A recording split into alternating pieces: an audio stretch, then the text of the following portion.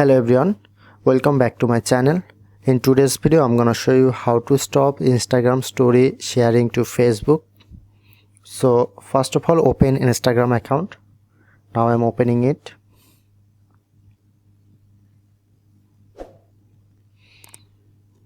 Click on the profile icon.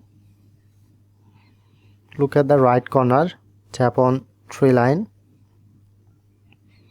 settings and privacy.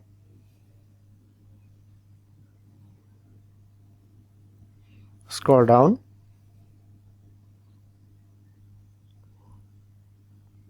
Click on here. And now you need to just disable this option. Okay, now done. That's how you can do it. If in this video helpful, please hit the like button and subscribe our tutorial review channel for more video.